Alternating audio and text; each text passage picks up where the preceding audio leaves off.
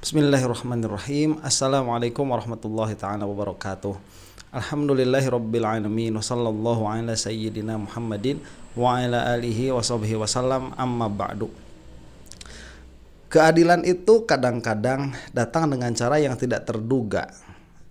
Banyak dari kita ini menyangka bahwa keadilan itu hanya bisa terjadi di meja hijau, di pengadilan, yang mana padahal di dalam persidangan dan pengadilan yang korup seperti di negara kita ini, keadilan yang dihasilkan dari meja hijau itu sangat sulit tercapai untuk orang-orang yang berada di atas, ya. Tapi kalau untuk orang-orang yang berada di bawah, jangankan di pengadilan, di jalanan saja itu sudah banyak terjadi itu pengadilan-pengadilan itu. Nah, kita melihat ya banyak sekali orang-orang itu yang merapat kepada Pak Jokowi karena kepentingan tertentu, dan kepentingannya itu kepentingan yang menjijikan, saya katakan demikian ya. Dan terkait hal orang-orang yang pelanggar hukum yang berada di sekitaran Pak Jokowi, kita akan bahas nanti di dalam video yang lain. Pada saat ini yang mau saya bahas adalah keadilan yang sedikit-sedikit mulai muncul dan mulai nampak bagi Jokowi dan keluarganya. Meskipun sekali lagi ini bukan keadilan yang keluar dari meja hijau. Apa yang saya maksud? Yang saya maksud begini. Sudah sangat lama Pak Jokowi ini berada di atas angin secara politik, sampai yang bersangkutan ini berani keluar dari PDI Perjuangan yang sudah membesarkan namanya dan berani bertatapan langsung, berhadapan langsung dengan Ibu Megawati. Nah, ini menarik secara politik ya. Cuman memang keberadaan Jokowi dan orang-orangnya dan buzzer-buzzernya ini, termus-termusnya berada di atas angin itu sudah amat sangat lama, dan kita mungkin sedang menyaksikan keruntuhannya. Itu kalau kita membaca hikam itu ya, di dalam hikam itu ada hikmah yang mengatakan bahwa perkara yang tidak ditanam secara mendalam, dia tidak akan bisa tumbuh dengan baik begitu, tidak akan bisa tumbuh dengan hebat. Nah, Pak Jokowi ini hanya sensasi dalam politik begitu ya. Ini mungkin hanya sensasi sebentar saja. 10 tahun, 15 tahun sudah selesai.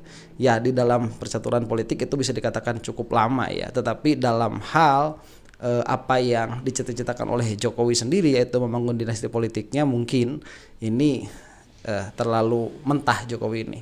Nah, kita akan melihat bagaimana para pendukung Jokowi sekarang itu sudah mulai panik ya. Dimulai dari desakan agar supaya bukan Mabes Polri ini, Polda Metro Jaya mengusut atau menjadikan Roy Suryo dan kawan-kawan ini sebagai tersangka. Kemudian nanti ada jawaban dari Polda Metro Jaya itu sendiri. Kemudian Jokowi mendatangi Prabowo. Kemudian tidak lama dari situ ternyata orang Jokowi sudah dikeluarin lagi tuh dari peta perpolitikan aktif begitu ya. Kita akan saksikan dulu nih bagaimana ada termus ini, diantaranya Azwan, kemudian ada Ade ya, double Ade ini antitesis dari AA. Mencoba untuk menekan kepolisian supaya menetapkan Roy Suryo dan kawan-kawan ini menjadi tersangka. Kita saksikan dulu ya. Ada saksi pelapor juga, ada Bung Freddy, ada teman-teman. Sebetulnya kita ini di luar ini ada 100 orang dan kita hanya diperbolehkan 10 untuk yang hadir. Karena teman-teman ini adalah relawan organik ya dari Jokowi Prabowo Gibran.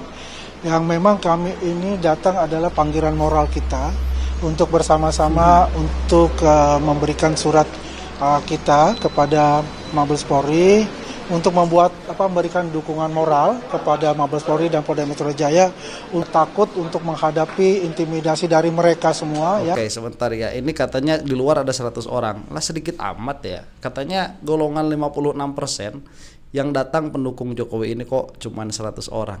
Dikit banget itu ya. Nah, yang diusahakan sama Azwan ini mendesak supaya Polda Metro Jaya dan Polri menetapkan RRT sebagai tersangka. Ini ada kata yang menarik nih. Mabes Polri untuk memberikan dukungan moral kepada Mabes Polri dan Polda Metro Jaya untuk takut untuk menghadapi intimidasi dari mereka semua ya. memberikan dukungan moral agar para polisi itu tidak takut untuk menetapkan mereka sebagai tersangka. Saya kira yang harus takut di sini siapa ya?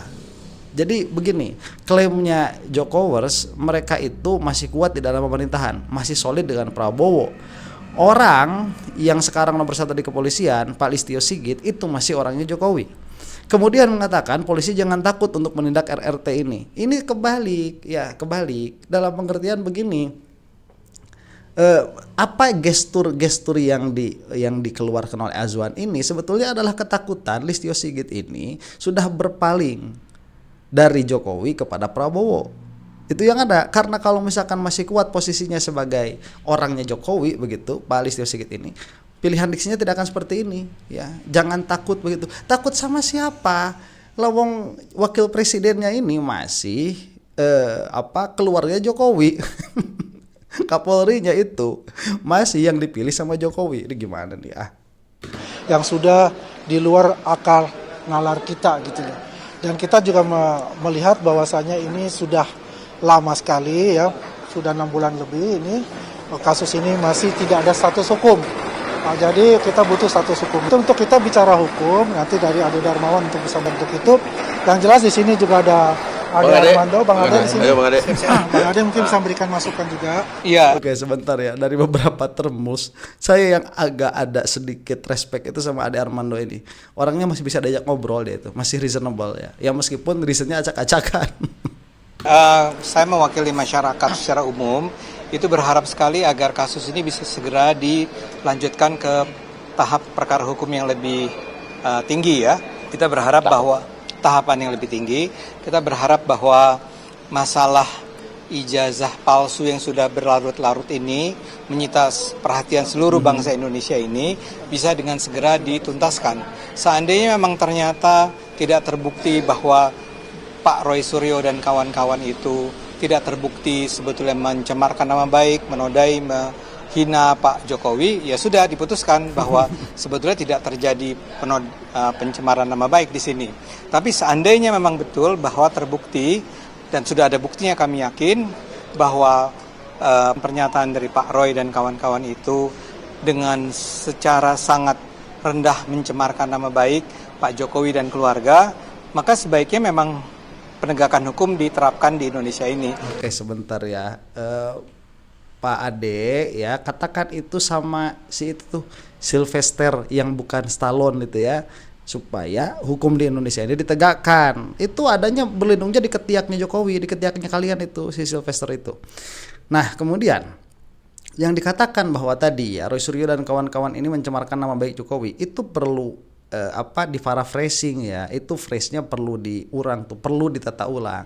Karena yang terjadi sekarang dari apa yang dituduhkan oleh Roy Suryo dan kawan-kawan, kalau kita melihat dari segi hukum ya itu tuduhan. Kalau kita lihat dari segi penelitian itu adalah analisa begitu ya. Terserah kita mau pakai yang mana nih.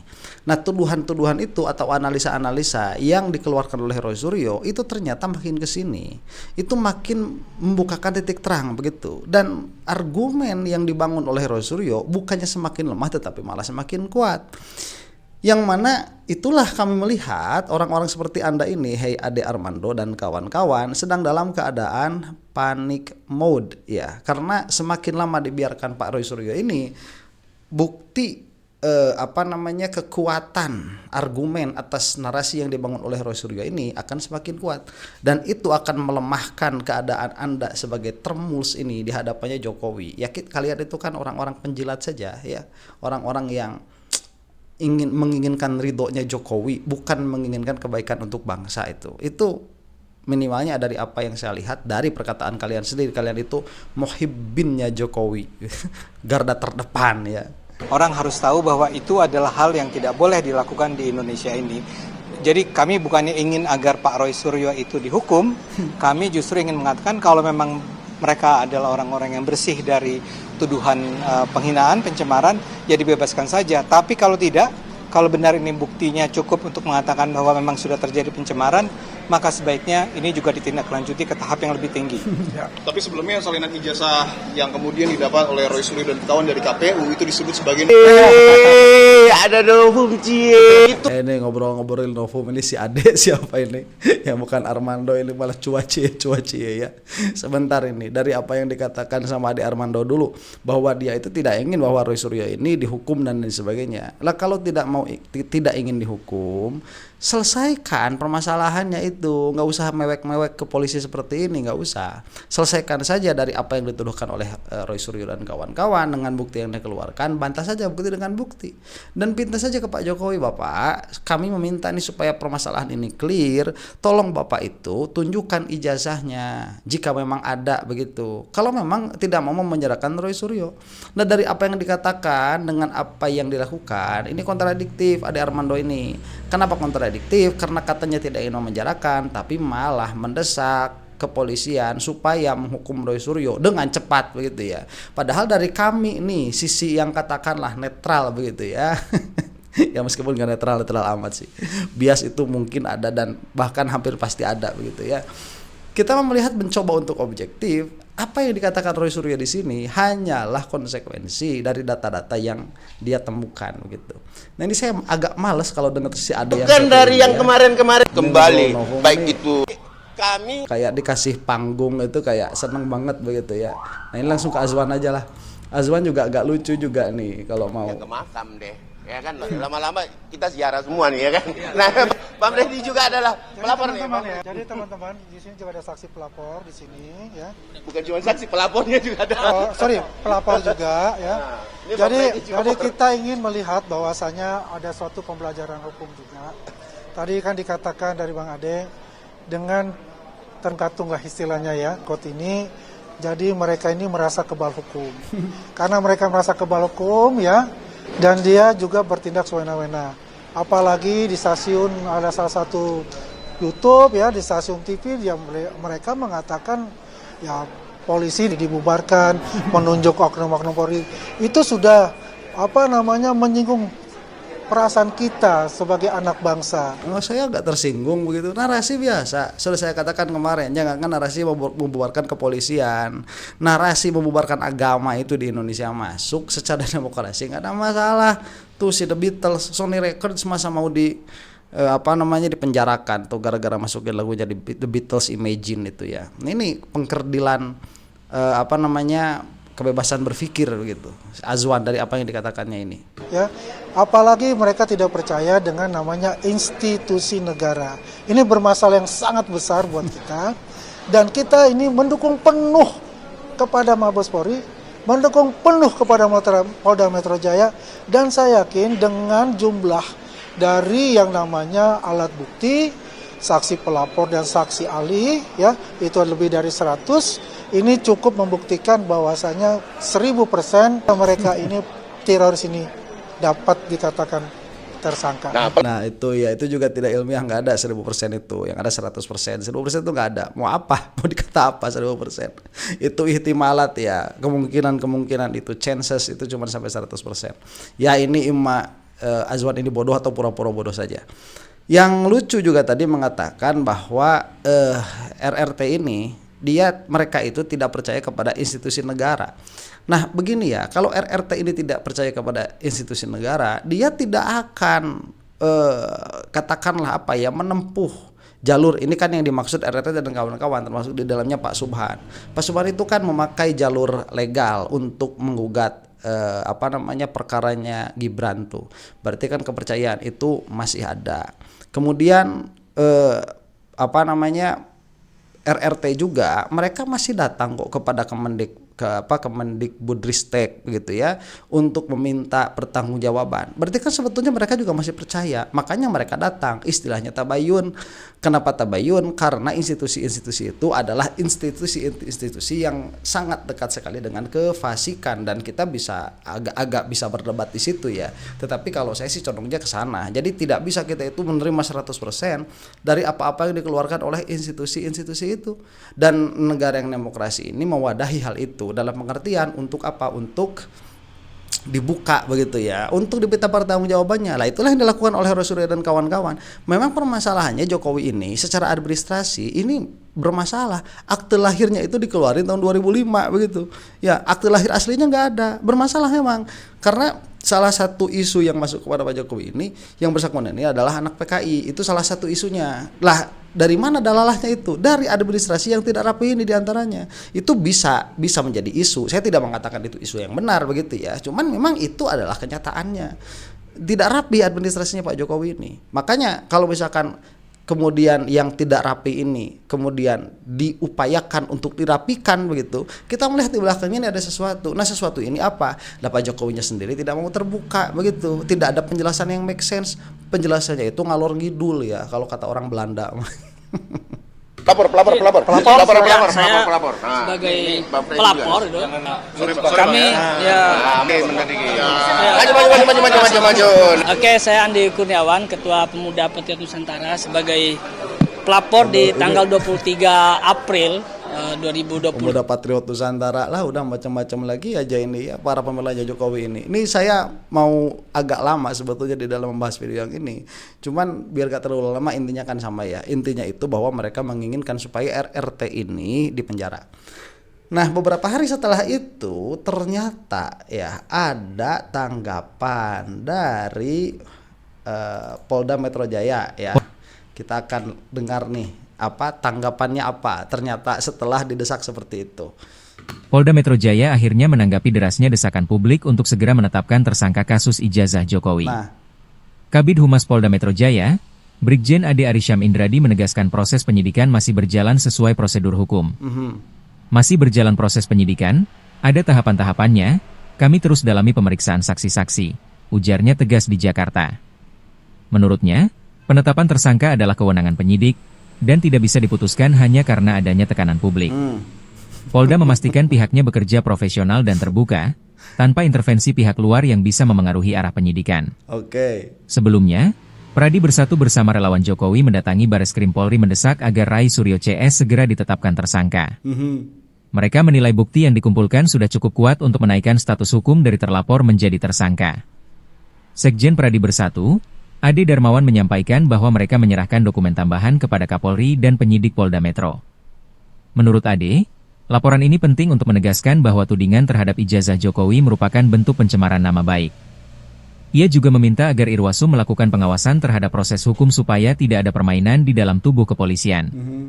Wakil Ketua Umum Jokowi Mania, Andi Azwan menegaskan pihaknya menunggu kepastian hukum dalam waktu dekat dari Polda Metro. Bulan ini publik ingin tahu hasilnya. Apakah ada tersangka atau belum? Publik yang mana itu ya? Publik mereka saja. Pengen banget ada tersangka. Ya kalau misalkan kita melihat seperti itu, ada publik yang menginginkan Jokowi jadi tersangka, ya ada, karena buktinya sudah terlalu banyak. Ada juga para pelindung Jokowi ini yang ingin melihat Roy Suryo menjadi tersangka. Makanya ini jangan dijadikan polisi ini alat politik. Jangan mewek-mewek ke polisi. Udah selesaikan saja. Ini di dalam ranah ngobrol begitu ya. Ranahnya warung kopi begitu. Oh, palsu, ya udah selesai saja di situ. Ya kalau misalkan nantinya kesananya ada konsekuensi politik, ya itu mah sudah konsekuensinya. Katanya menegaskan tanpa intervensi. Sementara itu, kasus dugaan ijazah palsu Jokowi sudah berjalan lebih dari 5 bulan sejak laporan pertama dibuat. Dalam laporan itu, ada 12 nama yang kini berstatus terlapor, termasuk beberapa tokoh publik dan pakar telematika. Bukti-bukti seperti ijazah asli Jokowi dari SD hingga UGM juga telah diserahkan ke penyidik sebagai bahan pemeriksaan. Nah itu sebentar ya. Kalau misalkan memang ijazah aslinya sudah diserahkan kepada penyidik, saya kira penyidik ini nggak bakalan lama-lama begitu dalam hal memutuskan perkara ini, baik menetapkan adanya tersangka atau tidak begitu. Ini permasalahannya ijazahnya juga belum ada dari apa yang saya lihat begitu ya. Karena kalau misalkan memang ada ijazah aslinya, selesai, nggak bakalan bilang otentik dan lain sebagainya, nggak bakalan. Yang ada malah kemarin selama beberapa bulan ini ada ijazahnya Jokowi dan Gibran yang ditahan begitu ya supaya tidak keluar ke publik, akhirnya keluar ke publik juga. Polda Metro memastikan proses hukum berjalan transparan, profesional, dan menjunjung asas praduga tak bersalah bagi semua pihak. Oke. Nah itu ya, jadi tidak bisa diintervensi lah. Jadi itu adalah perbuatan yang sia-sia. Nah, kemudian ya ada hal yang lucu yang menarik lainnya. Apa itu? Hal lucu yang menarik yang lainnya itu beberapa waktu yang lalu kita melihat bahwa Pak Jokowi ini mendatangi Pak Prabowo ya dan berbincang selama 2 jam dan banyak sekali spekulasi di situ. Beberapa hari setelah itu memang terjadi. Ini ada siapa Arief Prasetyo Adi ya. Dia ini sebagai apa tadinya itu posisinya itu kepala Bapanas ya.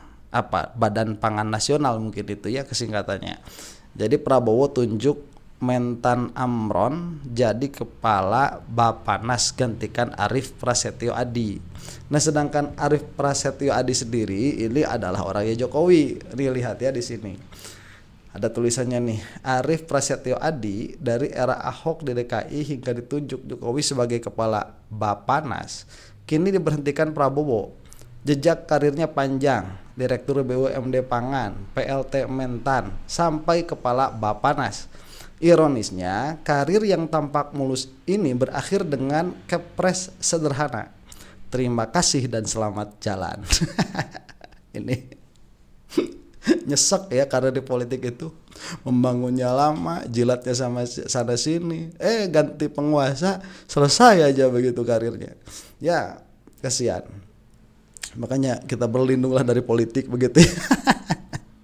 Kalau saya berlindung dari politik praktis ya, nggak mau begitu ya. Ini seperti ini, bangun karirnya lama begitu, tetapi waktu menikmati katakanlah begitu ya hasilnya itu sebentar sekali. Gosipnya jelas, politik tak pandang latar belakang dan prestasi, jabatan bisa naik dan turun cepat. Tertawa getir sambil menatap daftar keputusan presiden, kita diingatkan bahwa kekuasaan itu lebih lincah daripada karir apapun. Nah itu ya kekuasaan itu.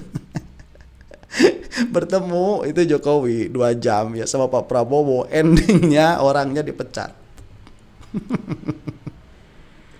Ya ini saya sih ingin menikmati saja begitu ya apa yang diperlihatkan oleh para politisi ini, yang mana pada hakikatnya itu adalah sebuah ketentuan yang sudah tertulis di Lauhil Mahfuz. Nah, apa sebetulnya ini yang terjadi? Apakah ini signifikan atau tidak? Kalau saya lihat begitu ya dari segi perpolitikan ini signifikan karena ternyata memang sedikit demi sedikit terlucuti itu kekuatan Jokowi. Makanya proksi-proksinya Jokowi yang ada di luar tuh kemarin ya seperti siapa Termuls itu ya, kemudian Geng Solo bikin baru kemarin, kemudian kayak Razman ya Nasution itu kan sudah mendeklarasikan diri sebagai Termul juga. Itu kayak apa ya, seperti ikan lagi kehabisan oksigen ya, ikan lagi di darat tuh kehabisan air, ikan kekeringan. Itu seperti itu, mangap-mangap. Kalau kata orang Belanda itu bubak babuk kaditu kadieu. Itu lari sana lari sini, merengek sana merengek sini, dan meracau dengan perkataan-perkataan yang tidak ada landasannya sama sekali. Nah kemudian ya siapa sebetulnya ini Pak Arief ini? Ini saya mendapatkan juga nih videonya, bagus beliau ini. Kita akan saksikan inilah sebelum kita menyudahi video kita. Terima kasih. Sebentar. Terima kasih. Assalamualaikum warahmatullahi wabarakatuh. Shalom, Om Swastiastu, Namo Buddhaya, salam kebajikan. Baru saja kami dipanggil Bapak Presiden ratas tentang pangan. Rapat terbatas. Kita bahas swasembada pangan, hilirisasi, biofuel, dan lain-lain. Yang pertama adalah swasembada pangan. Target Bapak Presiden pertama kepada kami pada saat dilantik yaitu 4 tahun harus swasembada pangan khususnya beras. Kemudian setelah 21 hari ada perubahan sedikit. Target 4 tahun menjadi 3 tahun. Setelah 45 hari ada perubahan sedikit lagi. Dari target 3 tahun menjadi 1 tahun. Alhamdulillah hari ini mudah-mudahan tidak ada aral melintang 2 bulan ke depan, kurang lebih 3 bulan. Insya Allah Indonesia tidak impor lagi. Mudah-mudahan tidak ada iklim ekstrim. Amin. Kita swasembada. Dan hari ini sampai dengan hari ini produksi kita hari ini 33,1 juta ton sesuai BPS. Oke, sebentar ya. Nah ini ada program strategis dari Pak Prabowo untuk swasembada pangan begitu ya. Dan orang Jokowi tidak dilibatkan. Ini orang Jokowi ini bermasalah. Saya tidak terlalu mengerti ya. Saya tidak terlalu detail di dalam melihat peta politiknya eksekutif itu bagaimana. Cuman dari komentar lah ya, dari komentar apa-apa yang saya lihat dari video digantikannya Arief Prasetyo Adi itu ada kecurigaan bahwa yang bersangkutan ini adalah anteknya oligarki begitu ya. Nah, kalau saya sih tidak tahu itu dari mana kecurigaan itu hasilnya. Cuman kalau diingat-ingat begitu ya, beberapa waktu yang lalu kita ini mendapati kan ada beras ditimbun sampai menguning begitu. Kemudian kebetulan ya di di kampung saya di sini itu salah satu produksi beras itu produsen beras terbaik ya, itu salah satunya. Kalau terbanyak sih bukan, cuman kalau terbaik sih ya, karena memang nasinya di desa saya itu enak sekali, nasinya itu wangi pulen begitu ya. Nah ini para petani beras dan para pedagang beras itu sedang dalam keadaan tidak baik-baik saja selama entah ada hubungannya atau tidak ya. Kalau misalkan jabatan Bappenas ya, Badan Pangan Nasional, mungkin ya ada ya, seharusnya ada kaitannya erat dengan dengan sulitnya mengambil begitu ekonomi dari bahan beras ini ya, karena memang segi politiknya sangat kuat, sangat kental sekali begitu. Tidak harus import begitu, malah import. Kemudian yang import mafianya keenakan begitu ya, kebanyakan sampai tidak memikirkan bagaimana harus swasembada tuh di negara kita ini, and so on and so forth begitu.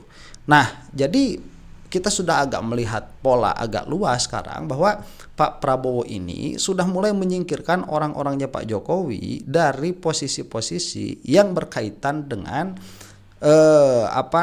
program strategisnya dan program ideologisnya Pak Prabowo. Ini yang saya suka dari beliau itu ya. Jadi Pak Prabowo ini bukan hanya melihat program strategis, tetapi juga melihat program ideologis. Jadi punya program ideologi Pak Prabowo ini. Salah satunya apa? Yaitu makan siang, makan bergizi gratis itu. Itu saya kira ya bukan program yang populis, bukan program yang populer saya rasa, tetapi itu adalah program ideologinya Pak Prabowo. Karena setelah dilihat ternyata memang sedikit banyak begitu perkembangan di pasar tradisional baik, kemudian anak-anak juga senang begitu ya dari apa yang saya lihat. Dan salah satunya seperti ini juga nih, swasembada pangan. Itu pun saya lihat merupakan program ideologinya Pak Prabowo begitu. Entah ini populis atau tidak, apalagi di kalangan para oligarki begitu ya. Cuman ala kulli hal, ya itulah fakta yang sedang kita lihat sekarang. Jokowi sedang merengek-rengek kepada Prabowo tidak mau peduli begitu. Dan akhirnya para teremulsnya jadi tantrum. Nah itulah ya, saya ingin melihat saja bagaimana ke depan. Cuman ala kulli hal, mudah-mudahan kita tidak melupakan kewajiban-kewajiban kita yang fardhu ain untuk menjadi bekal kita menuju yaumil qiyamah. Hal seperti ini jadikan hiburan saja ya, jadikan kita tertawa saja begitu, menertawakan orang-orang yang sudah mulai kehilangan akal warasnya, yaitu Termuls dan kawan-kawan. Demikian, wallahu taala a'lam bissawab. Assalamualaikum warahmatullahi taala wabarakatuh.